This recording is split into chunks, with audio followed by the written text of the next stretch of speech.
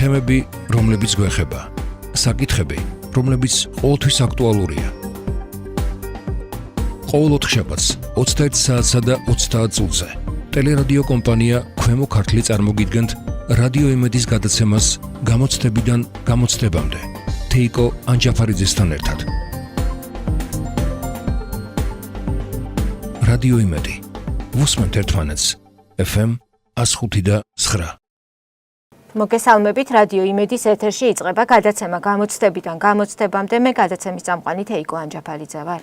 ჩვენ როლებს სახლში, მეგობრებთან, ახლობლებთან დაემატა ახალი როლი სოციალურ ქსელში. ის არ არის აუცილებლად ყალბი, განპირობებულია, რაც შეიძლება მეტი ადამიანის მოწონების სურვილით, ეს კი სოციალურ ქსელში გაცილებით მარტივია ვიდრე რეალურ ცხოვრებაში. ვირტუალურ სივრცეში ხომ აქცენტებს აკეთებ მხოლოდ საკუთარ ძლიერ მხარეებზე. ვაგრძელებთ რუბრიკას ჟურნალ ნაეგჯისთან ერთად და ვაგრძელებთ საინტერესო საუბრებს. დღეს ჩვენი საუბრის მთავარი თემა იქნება ჩვენ და ვირტუალური სამყარო. წარმოგიდგენთ ჩვენი გადაცემის სტუმარს, ფსიქოლოგს ლელა ტყეშელაშვილს. მოგესალმებით ქალბატონო ლელა და დიდი მადლობა სტუდიაში მოგზაურობისათვის. მადლობთ, მოგესალმებით, მივესალმებით ჩვენს მსმენელს. ქალბატონო ლელა, მე წავიკითხე მცირე ნაწყვეტი თქვენი სტატიიდან. მართლაც ასეთი მნიშვნელოვანი როლი უჭირავს ვირტუალურ სამყაროს ჩვენ ცხოვრებაში? რასაკვირველია, ვირტუალური სამყარო უკვე არსებობს, მან დამოუკიდებელი არსებობის უფლება შეიძინა, ის ზეგავლენას ახდენს ჩვენს რეალურ სამყაროზე, გარკვეულწილად გავს მას. აი თქვენ ბრძანეთ, რომ შეიძლება ის იყოს რამდენადმე ყალბიან, მიახლოებული იყოს რეალობასთან, მას ქმნიან ადამიანები და ის შედგება ფაქტობრივად ადამიანების რაღაც გარკვეული იმიჯებისაგან და გააჩნია ვინ როგორ გადაწყვეტს, ვისი მიზნები არის გრძელვადიანი, ვისი მიზნები არის იაფასიანი და ადვილი პოპულარობის მოპოვება, მაგრამ ის არის ძალიან კარგი საშუალება ჩვენ შევქმნით ვირტუალური რეალობისაგან რაღაცა მაინც და მაინც ნეგატიურ ხატს, იმიტომ რომ ის არის კარგი საშუალება კარიერული წინსვლისათვის, მაგალითად საკუთარი პროდუქციის გაყიდვისათვის, საკუთარი შესაძლებლობების რეალიზაციისათვის, ცნობადობის გაზრდისათვის, რა ვიცი, ადამიანების აზრზე, საზოგადოებრივ აზრზე ზეგავლენის მოხდენისათვის და დღეს უკვე ნებისმიერ რესპექტაბელურ ადამიანს, მათ შორის ცნობილ მწერლებს, ცნობილ პოლიტიკურ მოღვაწეებს აუცილებლად რაღაც თავისი ადგილი აქვთ აი ვირტუალურ სამყაროში და თუ ეს ასე არ არის, გარკვეულწილად ითვლება რაღაც ეტიკეტის დარღვევად ან ნაკლად ზოგ შემთხვევაში ჩვენი ცხოვრების განუყოფელი ნაწილი გახდა. ნამდვილად ჩვენი ცხოვრების განუყოფელი ნაწილი გახდა. უბრალოდ ჩვენ უნდა ვიცოდეთ მათი სწორად გამოყენება და არ დაგვავიწყდეს, რომ თავარი მაინც რეალური ცხოვრებაა და ვირტუალური სამყარო უნდა იყოს საშუალება რეალურ ცხოვრებაში წარმატებისათვის და არა პირიქით. ხანდახან ეს შეიძლება ხოლმე ურევენ ერთმანეთში ადამიანები. აი რას გულისხმობთ?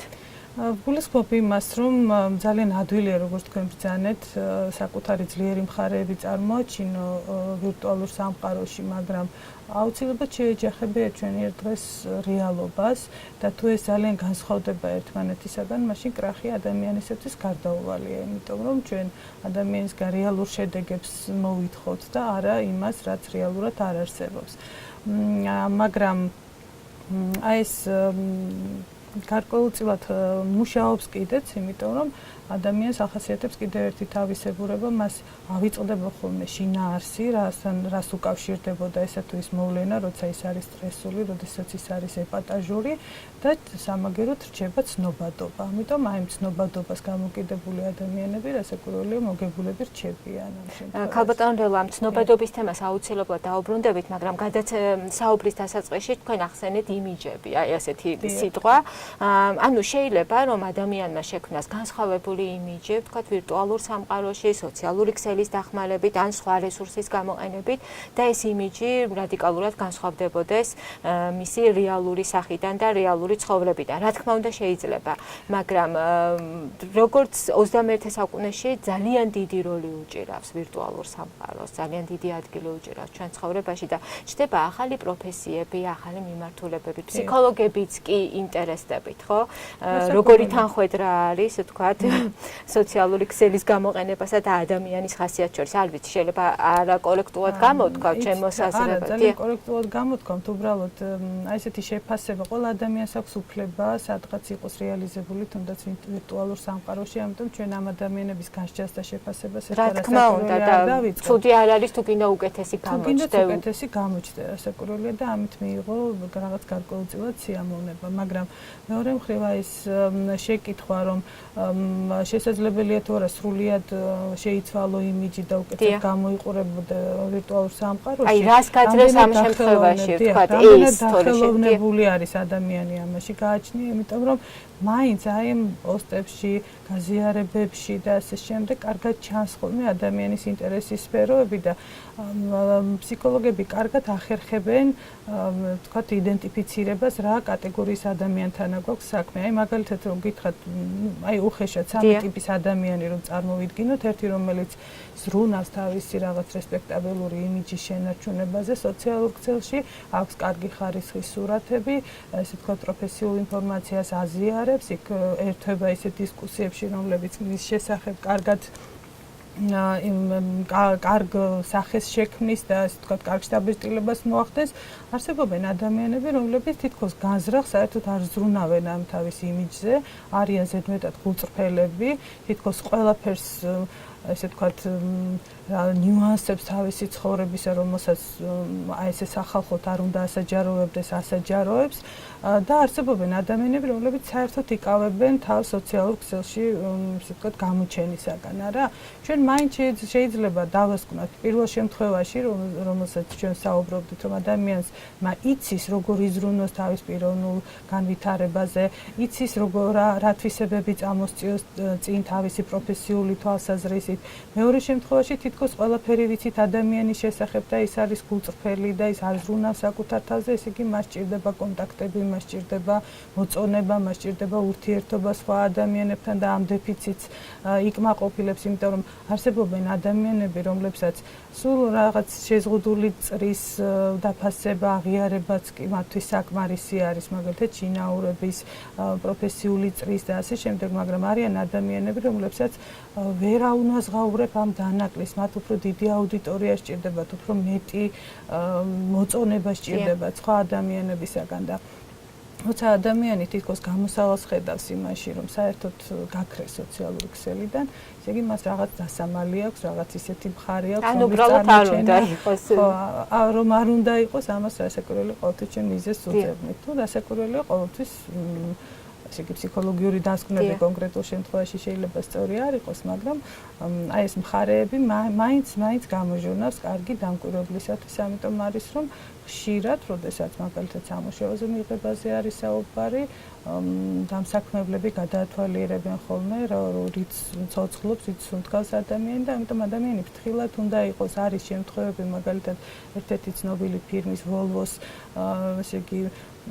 მუშაკმა დაწერა, რომ აი კიდე ერთი ჯოჯოხეთური დღე ამ კომპანიაში და ის იმ დღესვე მან დატოვა, ესე იგი სამსახური და რასაკვირველია ეს გაცნობიერება, რას ვაკეთებთ, ანუ ზედმეტი სპონტანურობა და ზედმეტი თავშეკავებულობა ადამიანზე მეტყველებს თავის თავად. აი რამდენად სწორი არის, როდესაც დამსაქმებელია პირველ ეტაპზე, როდესაც უნდა რომ შეეზე წარმოდგენა შეექმნას მას და იწყებს თქვათ შენი სოციალური ქსელის დათვალიერებას, ან თქვათ სხვადასხვა ვებგვერდზე ხარ დარეგისტრირებული და ეს ხდება მისთვის ინფორმაციის მთავარი წყარო. შეიძლება იყოს დამატებითი წყარო არავითარ შემთხვევაში, იმიტომ რომ როგორც წესი ვიზუალურად ადამიანს უნდა შეხედო. საერთოდ სიტყვა იმიჯი რა არის? იმიჯი არის ადამიანის ნამდვილი არსის შეფუთვა, არა როგორ შეფუთვას გვაწოდებს ადამიანი და მაინც თუნდაც გასაუბრებაზე ეს იმიჯი, ესე ვთქვათ, მისი გარეგნული იერსახეა, მაგრამ ეს გარეგნული იერსახეც ხშირად ბევრ რამეზე მეტყველებს და ამიტომ არის რომ მთელი მეცნიერებებია შექმნილი იმის შესახებ, როგორ უნდა გამოიყურებოდე მაგალითად დამსაქმებლის წინაშე და ასე შემდეგ, მაგრამ საერთოდ ყველაფერი ინფორმაცია გააჩნია რა დონის ინფორმაცია სჭირდება შენგან დამსაქმებელს და რა სახის და როგორ გასცემ შენ ამ ინფორმაციას, აი ეს თქვენ საუბრობდით უკავშირზე. ძალიან მნიშვნელოვანი ფუნქცია არის, როდესაც ვთქვათ, შენ გააზიარებ ფოტოს, ისაუბრებ შენთვის მნიშვნელოვან დეტალზე და ამას მოყვება შემდეგ კავშირი, ვთქვათ, შენი მეგობრების გარკვეული წრიდან იღებ მათ დამოკიდებულებას. აი, ფსიქოლოგები როგორ უყურებთ ამას? ეს ხომ არ ნიშნავს იმას, რომ რეალურ სამყაროში ადამიანებს სულ უფრო ნაკლები დრო რჩებათ რეალური ურთიერთობისათვის და აი ამ ურთიერთობამ გადაინაცვლა უკვე სხვა სივრცეში. დიახ, აი ორ ნაწილს გამოვყოთ თქვენი კითხვიდან. პირველი არის დროზე უნდა ვილაპარაკოთ აუცილებლად და მეორეც მართლა ძალიან მოწონებაზე. საერთოდ ჩვენ ვამბობთ, რომ ჩვენ დამოკიდებულები ვხდებით უკვე არა, აი ვირტუალურ სამყაროზე და ამ დამოკიდებულების ერთ-ერთი წყარო სწორედ ის გახლავთ, რომ ჩვენი სიამოვნების და კმაყოფილების ცენტრები სტიმულირება ხდება ადამიანის თავის ტვინში. ამას სერიოზული ფიზიოლოგიური მექანიზმი აქვს, რაც ხდება მაგალითად აი ამ მოწონებებით, კარგი კომენტარებით და ასე შემდეგ და კიდევ და კიდევ აქვს ადამიანს სურვილი, რომ მიიღოს აი ეს განმეორებით, ესე ვთქვათ, ესეთი ტიპის სიამოვნება. ეს ძალიან გავს მზესუმზირის ჭამას, რომელიც არასდროს არ მთავრდება, იმიტომ რომ რეაქცია სწრაფია, არის სუსტი, ანუ ეს არ არის ძლიერი გამღიზიანებელი და რამდენადაც არარეალურია ეს ჩვენი კომენტარები, ანუ მოწონებები, რომლებსაც ჩვენ გვიზიარებენ, მით უფრო ნაკლებად აკმაყოფილებს ჩვენს რეალურ მეს. რეალური მეც ხო გაგვაჩნია რა. ჩვენი ვირტუალური მე სადღაც კმაყოფილდება აი ამ მოწონებებით, მაგრამ რეალობაში ყველა ჩვენგან მაიცის ეს რამდენად შეესაბამება სიმართლეს და ამიტომ კი ეს არარეალური მოწონებები კარგია, სასიამოვნოა, კიდე გვინდა რომ მივიღოთ, მაგრამ ის რომ ამით ჩვენ ვერ კმაყოფილდებით, ჩვენი თვითშეფასება არ იზრდება არავითარ შემთხვევაში და ზოგადად ესეთი დამოკიდებულება ქსელებზე არის იმ ადამიანებისთვის დამახასიათებელი, რომელსაც თვითშეფასებასთან დაკავშირებით აქვთ პრობლემა, რეალურ თვითშეფასებასთან, თვით გამოხატვასთან დაკავშირებული პრობლემა, რეალურ ურთიერთობებთან და კონტაქტებთან ადამიანებთან. აი ამიტომ გვინდა სულ მუდამ ეს განმტკიცებელი. ასე რომ ადამიანი მოელის რასაკვირველია აი ამ უკავშირს და ეხლა მეორე რაც შეეხება დროს. აი იცით თქვენ რომ კაზინოებში და სათამაშო სახლებში საათი არ ფიგურირებს, არა ძალიან დიდი დრო მიაქვს ჩვენგან აი ამ ვირტუალურ სამყაროში ესე ვთქვათ მოგზაურობას და ამ დროს ჩვენ შეგვიძლია ვიურთიერთოთ ჩვენს ახლობელ ადამიანებთან, განვითარდეთ ერთი უცხოენა, ვისწავლოთ ბოლოს და ბოლოს ზედმეტად, რომელზეც უწუწუნებთ, რომ კარგად არ ვიცით. ასე რომ აი ეს დროის მენეჯმენტი, თუ ამას გააცნობიერებს ადამიანი, რამდენი დრო მიაქვს იმას, რაც რეალობაში არ არსებობს და მაინც პარალელურად არსებობს რეალური სამყაროდან, ეს დაეხმარება მას, რომ გამოიყენოს გონივრულად ეს კარგი იარაღი თავისი წინსვლისათვის და თავისი თვითრეალიზაციისათვის. ერთ-ერთ სტატისტიკურ მონაცემზე ვისაუბრებ, თუ შეიძლება ერთ-ერთი კვლევის თანახმად, არ ვიცი ეს არ არის ალბათ ოფიციალური და დაზუსტებული ინფორმაცია, თუმცა ისიც ვირტუალურ სივრცეში ვნახე ეს ინფორმაცია, ადამიანი 150 ჯერ შედის დღის განმავლობაში და ამოწმებს თავისი ელექტრონული პოსტის მისამართს, თქვათ შეტყობინებებს სოციალურ ქსელში. ეს არის ერთგვარი ჩვევა და მე როგორც ერთ-ერთი მომხმარებელი შემიძლია თამამად თქვა, რომ მართლაც არის ჩვევა და გონია, როდესაც ამოწმებ რაღაცა ტიპის ინფორმაციას, შენ კავშირი გაქვს სამყაროსთან და რაღაცა პერიოდის განმავლობაში, როდესაც გარკვეული ტიპის შეზღუდვა გაქვს, ან ვერ ახერხებ, ან არ იცნობი, ვთქვათ, რა ხდება ამ დროს, გონია რომ რაღაცა დაკარგე, რაღაცა გამოტოვე, ვთქვათ, არის თითქოს გონია რომ ხედავ მთელ სამყაროში რა ხდება, აი ამ პატარა თქო ტელეფონის დახმარებით, კომპიუტერის დახმარებით, არ ვიცი, ნუ სხვადასხვა ხელსაწყოს გამოყენებით. ძალიან დიდი დრო მიაქვს ამ ყველაფერს. თქვენ თვლის რომ ეს არის დაკარგული დრო? დიახ, ეს არის ნამდვილად დაკარგული დრო, იმიტომ რომ მე ჩვენ თქვით რა აქვს დადებითი მხარე სოციალურ ქსელს და შეიძლება რა თქმა უნდა მისი კარგად გამოყენება, მაგრამ აი ნამდვილად რომ დავითვალოთ რიცხობრივად, აი თქვენ რიცხვი 150 ახსენეთ. ხო, დაახლოებით საშუალოდ, საათებიც რომ გამოვითვალოთ, ჩვენ რეალურად ხანდახან თავს ვიმართლებთ რა აი პროფესიული რაღაცით ვარ დაკავებული და ასე შემდეგ, მაგრამ ჩვენ რომ დავდოთ ნამდვილად ის რიცხვები, რამდენი ხანი ვიყავით ტყუილად და ესე იგი არაფერს არ ვაკეთებდით რეალურად და ეს დრო სრულიად იკარგებოდა, ნამდვილად ეს დრო აღემატება იმას, რაც სასარგებლო დროს აღემატება და ეს ნამდვილად ესე არის დადგენილი და პირველი, როდესაც ადამიანი ჩივის წუწუნებს ან მაგალითად ახლობელი გვეუბნება, რომ ზედმეტად არის ჩვენი შვილი, მაგალითად ან ჩვენი ოჯახის წევრი დაკავებული აი სოციალური ქსელებით, პირველი დროის მენეჯმენტზე მუშაობთ ხოლმე, რომ ადამიანმა კარგად დაინახოს. არა, უბრალოდ შევისეირნე აი სოციალურ ქსელში და გამოვედეს. ტერმინებით ჩდება ახალი, ხო? აი სიტყვებიც მკვიდრდება, დიახ. ამიტომ პირველ რიგში ურჩევთ ხოლმე, რომ კარგად განსაზღვროს, რამდენი დროით აპირებს შესვლას. აი სანამ ხელს მოკიდებთ ჩვენ smartphone-ებს ან ესე იგი ჩვენს კომპიუტერებს მიუჯდებით, აუცილებლად მოდით საათს შევხედოთ და წინასწარ განსაზღვროთ, რა დროით ვაპირებთ, რამდენი დროის დაკარგვას ვაპირებთ. დროის დაკარგვის უფლებაც აქვს ჩვენ და გათობის უფლებაც აქვს დასაკვირველია, უბრალოდ ეს უნდა იყოს ჩვენთვის ბონუსი და ეს არ უნდა იყოს ჩვენი ძირითადი ცხოვრება, როდესაც მთელი ჩვენი ფხიზელი ცხოვრების ნახევარი ფაქტიურად ზოგჯერ მიაქვს ხანდახან უფრო მეტიც დამოკიდებულების შემთხვევაში მიაქვს სწორედ სოციალურ ქსელთან ურთიერთობა. შეიძლება რაღაც არ ვიცი, ეს შეიძლება კავშირში არის ის რომ დრო ძალიან ჩქარა მიდის, დრო ძალიან ჩქარა გადის და გარბის და შეიძლება ეს არის ერთგვარი საშუალება რომ ადამიანებმა ერთმანეთთან იურთიერთონ, მაშინ როდესაც არ აქვთ იმის შესაძლებლობა, რომ თქვათ, ადგნენ ერთი წერტილიდან და მივიდნენ მეორე წერტილში და ნახონ ერთმანეთი. ხომ შეიძლება ამის შესაძლებლობაც აქვს და ეს სივრცე ამისთვის არის ასეთი შემთხვევებისთვის გამოსავალი. ამის ჩანაცვლება ხდება მართალი ბრძანეთ თქვენ და ესეთი მაგალითი არის ხოლმე, რომ აი თქვათ თქვენ რაღაც ტრაექტორია გაქვთ გასავლელი და უნდა გაიაროთ ფეხით, მაგრამ აღმოაჩინეთ, რომ არსებობს რაღაც ტრანსპორტი, რომელიც უფრო ადრე მიგიყვანთ იმ ადგილამდე. ძალიან ძნელია თქვა ამ ცდუნებაზე უარი და მაინც და მაინც მოინდომო, რომ ფეხით გაიარო ეს მანძილი, დროს დაკარგავ, ენერგია დაგეხარჯება და ასე შემდეგ. ასე რომ აი თქვენ ბრძანეთ, რომ ჩვენ შევიკრიბოთ, მერე სადმე წავიდეთ და ასე შემდეგ, ამას ძალიან უცებ, ანუ სისწრაფე და ხელმისაწვდომობაა სწორედ ის, რაც ჩვენ ხელს გვიშლის სოციალურ ქსელებთან დაკავშირებით. და აიმიტომ არის მე ხო მახსენდება უმბერტო ეკო ყველამ ვიცით არა ჩვენი კლასიკოსი ესე იგი ძალიან ცნობილი და დიდი მოაზროვნე ჩვენი საუკუნისა ის წერს თავის შვილიშვილს ცნობილი წერილია მე ურჩევდი მშობლებს რომ წაეკითხათ თავიანთი შვილებისთვის და თვითონაც წაეკითხათ ამ წერილს ქვია წერილი შვილიშვილს ანუ დაიზეპირე ესეთი წერილი არის და იგი ადარებს ტვინს ჩვენს კუნთებს აი პირდაპირ მნიშვნელობით და თავის შვილიშვილს ეუბნება რომ ისევე როგორც შენ კუნთების გამოუყენებლობის შემთხვევაში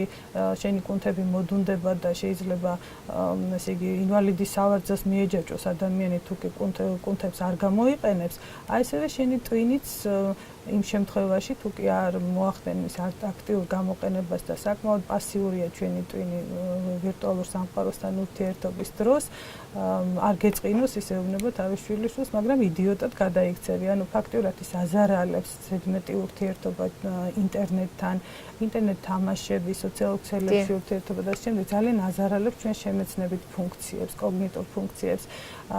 და განსაკუთრებით ჩვენს მეხსიერებას ასევე ჩვენს ნებელობასა და ჩვენს მოტივაციას ძალიან ასუსტებს, იმიტომ რომ ძალიან სწრაფად მოკლედ მიღებული ინფორმაცია, მრავალფეროვანი ინფორმაცია, რომელიც მოდის აი ამ ქსელიდან, შემდეგ გვიკარგავს უნარს, რომ ხანგრძლივად რაღაც ინფორმაციაზე შევჩერდეთ და ძირფესვიანად გადავამუშაოთ, ამიტომ ძალიან ბევრი რისკი არსებობს და კარგი იქნება, რომ ადამიანებმა იცოდნენ ამის შესახებ. ზოგჯერ არ იციან მართალი რომ გითხრათ და გონიათ, რომ ეს არაფერი არ არის. თუმცა აი როგორ გითხრათ დემონიზაცია კომპიუტერის და ინტერნეტისაც არ ვარგა, მაგრამ ესეთი ზომიერი ცოდნა იმის შესახებ რა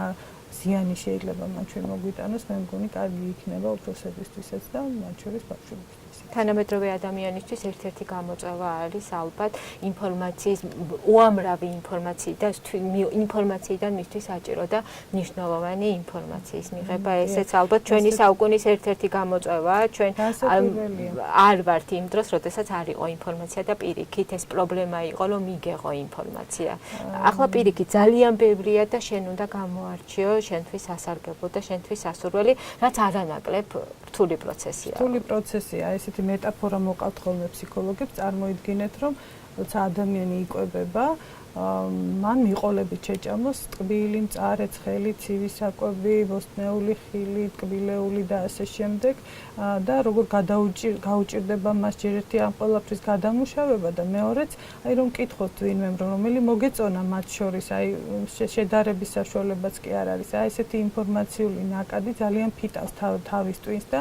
ჯერ ერთი არაფერიც რომ არ იყოს, ინფორმაციასაც რო არ ვიღებდებთ, მხოლოდ მონიტორის ყურებაც კი ფიზიოლოგიური თვალსაზრისით იმდენად ღლის ადამიანის ფსიქიკას,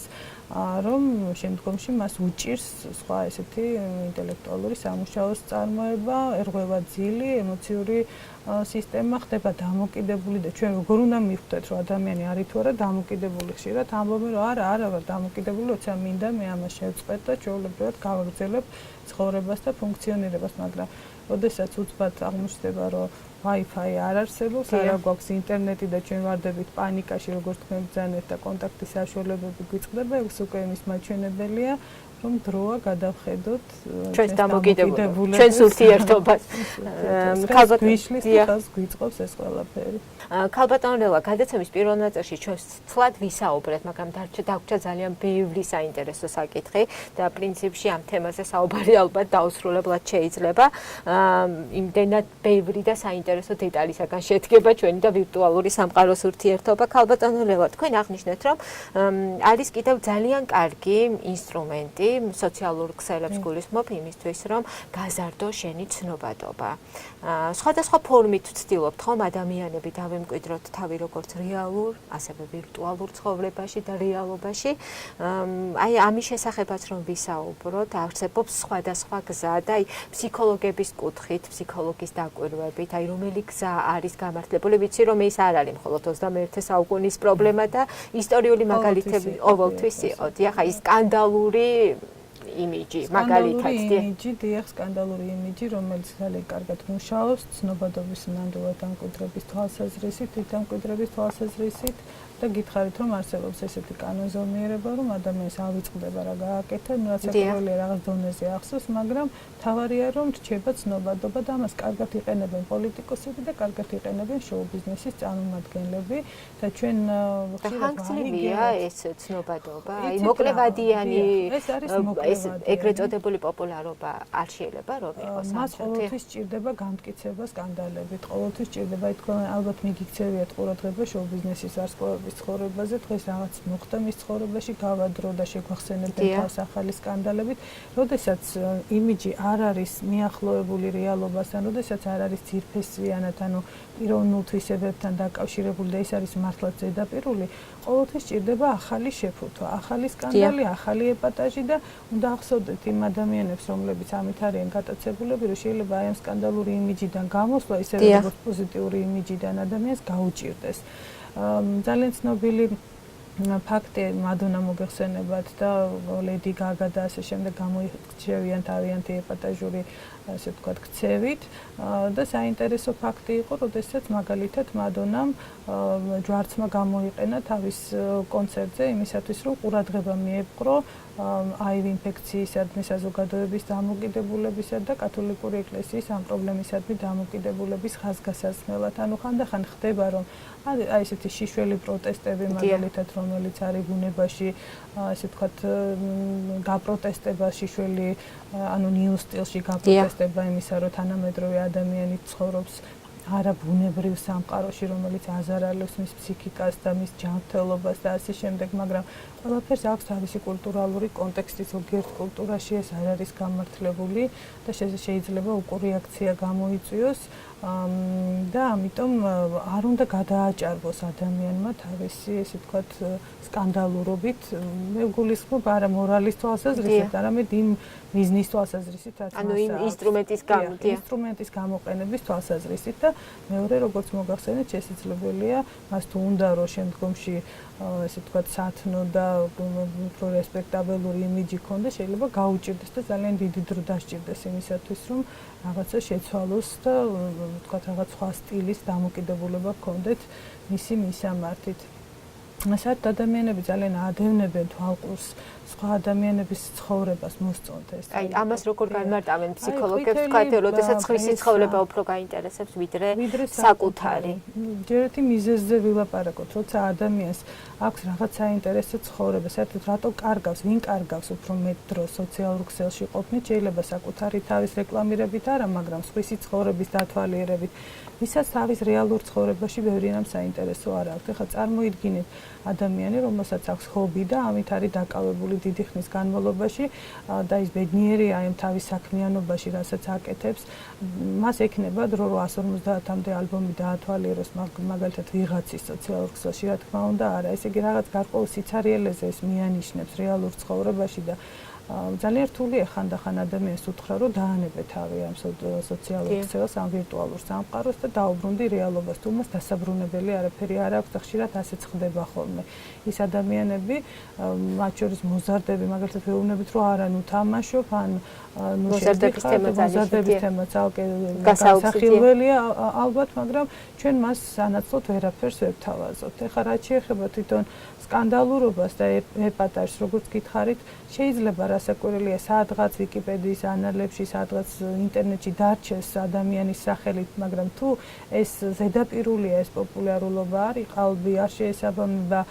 ადამიანის რეალურ სახეს, რასაკვირველია ეს სადღაც ჩაქრება და კი სადღაც იარსებებს, მაგრამ იმისათვის რომ გაამართლო შენი ეს პოპულარულობა, ვიღაცამ ხომ უნდა მოგძებნოს ამ ინტერნეტში, ახლა მეორე მხრივ ვილაპარაკოთ, კი შესაძლებელია რაღაცნაირად გამოიყურებოდა და მიიქციო ყურადღება, მაგრამ შენი სახელი და გვარი იმისათვის რომ ვიღაცამ მოგძებნოს, უნდა აკრიფოს, ხო? ამიტომ და ვიღაცას უნდა გქონდეს დამახსოვრებული. აინტერესებდეს. სხვათა შორის ამ სოციალური ქსელების პოპულარულობა ზოგადად ინტერნეტთან შედარებით იმანაც განაპირობა, რომ იცით რა ინტერნეტში რო საძიებო სისტემებში როდესაც შედიხარ, უნდა იცოდე რა ეძებ და სოციალური ქსელი იმდენად გთავაზობს ვიღაცების მიერ მოძებნილ ადამიანებს, მოვლენებს და გაზიარებულ, ესე ვთქვათ, სხვადასხვა ივენთებს და ასე შემდეგ, რომ უკვე მერე იწყებ ფაქტიურად საშუალება გახდა სოციალური ქსელები ინტერნეტში სხვა ტიპის ინფორმაციის მოძიებისა და ამიტომ არის რომ ვებგვერდების პარალელურად თითქმის ყველა ესეთ სერიოზულ ორგანიზაციას, ლიდერ კომპანიებს ყოველთვის გააჩნიათ მაგალითად Facebook გვერდი ან სხვა სოციალური ქსელის გვერდი, ესე რომ ეს დიდი ინდუსტრია უბრალოდ იცით რა მე ძალიან მინდა მომწენელს ახსოვდეს რომ ეს უზარმაზარი ინდუსტრიაა ისედაც და ეს ადამიანები ვინც შექმნა ეს სოციალური ქსელი მუდმივად ცდილობენ რომ ის გახდეს კიდევ უფრო მიმზიდველი უბრალოდ ჩვენ არ უნდა ჩაგვithრიოს ამან მათ თავიანთი საქმე აქვთ მათ თავიანთი ფინანსები აქვთ მათი მიზანი არის რომ რაღაცა გაიყიდოს აუცილებლად კონკრეტულად მაგალითად ინტერნეტი თქვენ არ გეგონით რომ არაფერს არ ყიდულობთ სოციალურ ქსელში, რასაკვირველია ჯერ ერთი პირველ რიგში ყიდულობთ ჩვენ ხშირად ინტერნეტს იმისათვის რომ ვიყოთ ამ ქსელში და ყველაფერი კეთდება იმისთვის რომ შევიდეთ და უკან აღარ გამოვიდეთ და აი манипулირების იარაღები თუ არ გავხდებით, კარგი იქნება და თუ გავაცნობიერებთ. ჩვენ გამოვიყენებთ ამ იარაღს ჩვენ სასარგებლოდ. საჩვენოდ თუ გამოვიყენებთ. ჩვენ სასარგებლოდ, იმიტომ რომ ეს ზღვა ინფორმაცია, ხელმისაწვდომობა, კავშირი, მე მაინც ვფიქრობ, რომ ეს არის ძალიან დიდი მონაპოვარი და დიახ, და შენ გრძნობ თავს რომ ხარ რაღაცა სამყაროს ნაწილი და ხარ გაქვს მუდმივი კავშირი. ორი მხარე აქვს და თქვენი სტატიაშიც არის თქვენთან ინტერვიუ და თქვენ ამბობთ, რომ ძალიან მნიშვნელოვანია ზომიერების და ძალიან რთული არის. ჩვენი დრო იწურება, ამიტომ არ მინდა რომ კიდევ ერთ მნიშვნელოვან თემაზე ვისაუბროთ, რა თქმა უნდა, ეს არის დაუცრულებელი თემა და სხვადასხვა ასპექტი არსებობს ამ თემის გარშემო, მოზარდები. დიახ. აი როგორ არის მშობლებისთვის რჩევები ვთქვათ რა როგორ ვეტყოდით ჩვენს მშობლებს რომ შეუზღუდეთ არ მისცეთ smartphone-ი არ მისცეთ დარეგისტრირების საშუალება მით უმეტეს რომ აი ამ სოციალურ ქსელებს ყველას აქვს შეზღუდვა ასაკობრივი და ჩვენ ხანდახან ჩივით რომ რატო იქცევიან ვიღაცები ცუდად სოციალურ ქსელში რატო არის პედოფილიური ესე იგი შეთავაზებები ბავშვებთან მაგრამ ჩვენ გვავიწყდება რომ ჩვენ თვითონ მივეცით საშუალება ჩვენ შვილებს რომ ისინი დარეგისტრირებულიყვნენ ეს ამბავი უკვე მოხდა ამიტომ წარსულ დროზე ლაპარაკი რომ არ მოხდარიყო უკვე ძალიან გვიან არის უბრალოდ ჩვენ შესაძლებელია რომ რაღაცნაირად მათთან ერთად ოღონდ პარტნიორობის პრინციპზე და არა რაღაცნაირად ჭკუის სწავლებიდან გამომდინარე უნდა განვიხილოთ მთელი რისკები რაც არის დაკავშირებული სოციალურ ქსელთან იმიტომ რომ ჩვენ მათ უკვე მივენდეთ და მივეცით ამის საშუალება და ისევე როგორც ჩვენ უნდა დავაკაკუნოთ ბავშვის ოთახში შესვლის წინ ესევე პატივი უნდა ვცეთ ამ შემთხვევაში მათ პირად სივრცეს უბრალოდ ძალიან ცოტა მიცის მათ შორის მეც რომ არსებობს მშობლის კონტროლის საშუალებები ინტერნეტის მეშვეობით კარგი იქნებოდა კიბერუსაფრთხოების შესახებ მშობლებს ცოდნა ქონოდათ იმიტომ რომ საძიებო სისტემებში ჩვენ მათ შორის სოციალურ ქსელებში თურმე შეგვიძლია ფილტრების დაყენება ბავშვების საბავშვო მოედნის თუ ასე შემდეგ ჩამოყალიბება ანუ გარკვეულ ინფორმაციასთან წვდომის რაღაცნაირ სტომისაგან ჩვენი ბავშვების დაცვა მაგრამ ჩვენ თუ კი შევიპარებით ხოლმე ხანდახან ჩვენი შვილების აკაუნტებზე, ჩვენ ხანდახან ჩვენი მიზანი არის ხოლმე მათი გაკონტროლება და არა მათი დაცვა და გახსოვდეს რომ რაღაცნაირად დამცველის ფუნქცია გქონდეს და ისინი ძალიან კარგად მნიშვნელოვანია დაცვა ვიდრე კონტროლი, თუმცა კონტროლიც ალბათ ერთ-ერთი ძალიან ცნობილი ფსიქოლოგი ვირჯინია სატერი ამბობს, რომ აღზრდის შემთხვევაშიო ძალიან თხოვს მშობლებს, რომ სიყვარულმა აჯობოს შიშს და იმას თუ მივახცეთ აღზრდის დროს, იმიტომ რომ ჩვენი ურთიერთობა ჩვენ შვილებთან ძირითადად შიშით შემოიფარგლება, გვეშინია რამე არ დაემართოს და მოდით აი ეს დაცვა და სიყვარული იქნება აი ამ კუთხიდან შევხედოთ ამ ყველაფერს. ბავშვები ძალიან კარგად გაიგებენ თუ ჩვენ რეალურ საფრთხეებზე დაველაპარაკებით, რაც ინტერნეტში არსებობს, იმიტომ რომ ამას ხო მართლა გააჩნია საფუძველი და ზედმეტად გადაჭარბებულად იმის თქმა, რომ ეს არის ბოროტება და არ შეიძლება ეს თქმა უნდა რეალობას არ შეესაბამება და არავინ არ დაგვიჯერებს და როგორღაც ისე უნდა მოვიქცეთ, რომ მეგობრობის უარყოფა, ანუ unfriendly არ დავიმსახუროთ რეალურ ცხოვრებაში, არა მხოლოდ აი ამ ასე ვთქვათ ვირტუალურ სამყაროში. ჩვენ თქვით რამდენჯერმე აღვნიშნეთ, რომ როგორი ტიპის ადამიანებისთვის არის დამახასიათებელი ზედმეტად გატაცება ვირტუალური სამყაროთი. ეს არის იმ ადამიანებისთვის დამახასიათებელი, ვისაც ნაკლები კონტაქტი აქვს რეალობაში, რეალურ ადამიანებთან და არა აქვს რეალური თვითშეფასება. აი ეს ორივე რამე ახასიათებს მოზარდს, იმიტომ რომ მას უნდა გაცილებით მეტი ურთიერთობები თავის თანატოლებთან, აი არაფერი არ უნდა მოზარდობის ასაკში უნდა ურთიერთობა და ახალ ადამიანებთანაც უნდა საკურველია ახალი თავგადასავლები, ახალი აღმოჩენები, რომანტიული ურთიერთობები და გაცნობები და ასე შემდეგ, ეს მისი ძირითადი მოთხოვნილება და მეორეც ის რომ მისი თვითშეფასება არის ძალიან მოწყვლადი, ძალიან არის დამოკიდებული სხვების შეფასებაზე, როგორ აფასებენ და ეს ორივე შემთხვევაში ჩვენ სახეზე გვაქვს იმისათვის, რომ დამოკიდებულება ჩამოყალიბდეს და ამ შემთხვევაში უნდა ვიყოთ ძალიან ფრთხილად, რომ ჩვენ მას უნდა ავუხსნათ, რატომ არ გვინდა მას კონდეს გადაჭარბებული, ესე იგი ურთიერთობა ინტერნეტთან და აუცილებლად წინასწარ უნდა განუსაზღვროთ დრო, მასთან მოლაპარაკების შედეგად, რამდენი ხანი იქნება, როდის იქნება, რომ დაიგეგმოს ჩვენც, ეს არა მხოლოდ ჩვენს მოზარდებს, ჩვენც გვჭირდება ეს, რომ დავგეგმოთ ჯერ აუცილებელი საქმიანობები, იმიტომ რომ ჩვენ ესე გვემართება, რომ დაგვეკარგება დრო და მე უკვე ვეღარ ვასწრებთ იმას, რაც რეალობაში უნდა დაგვეკეთებინა. ამიტომ ძალიან ხშირად ჩვენ პირდაპირ გეგმას ვაწერინებთ, მიზნებს ვაწერინებთ ხოლმე ადამიანებს, ვინ ჩვენთან მოდის კონსულტაციაზე, რომ აუცილებელი საქმიანობებისთვის დრო დაიგეგმოს დღის განმავლობაში და ინტერნეტში ყოფნა იყოს ბონუსი, იყოს წახალისება და იყოს საშუალება გართობის და დასვენების და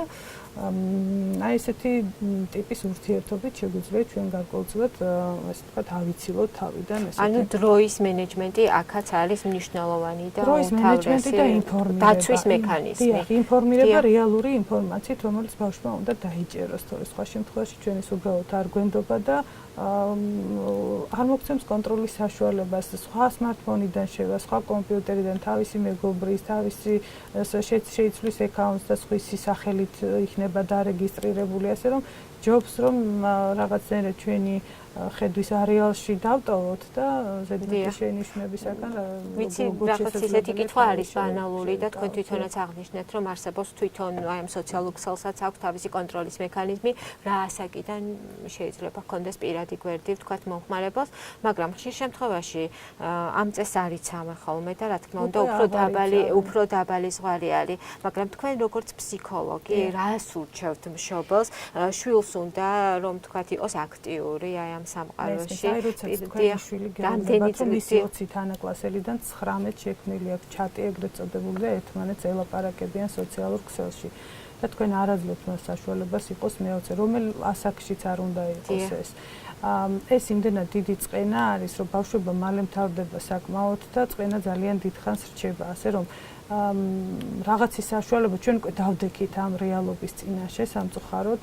ერთ-ერთი გამოსავალი ის არის რომ საზოგადო დამოკიდებულება შეიცვალოს ამ საკითხის მიმართ და ყველა მშობელი ერთ აზრზე იყოს და ბავშვებიც მაგრამ ესეთ იდეალურ სიტუაციებში ჩვენ როდის მივაღწევთ არავინ არ იცის ასე რომ ზომიერებაზე ველაპარაკოთ ჩვენ შვილებს ჯობს და აი ეს მინიმალური საშუალება მაინც მივცეთ იმიტომ რომ უბრალოდ ამას არ გვაპატიებენ შემდგომში და ეს ჩვენი დაშანტაჟების საშუალება კი არ უნდა იყოს, მაგრამ წარმოვიდგინოთ თავი მის ადგილზე. ყველაზე კარგი რჩევა, რასაც ჩვენ მშობლებს ვაძლევთ, არის რომ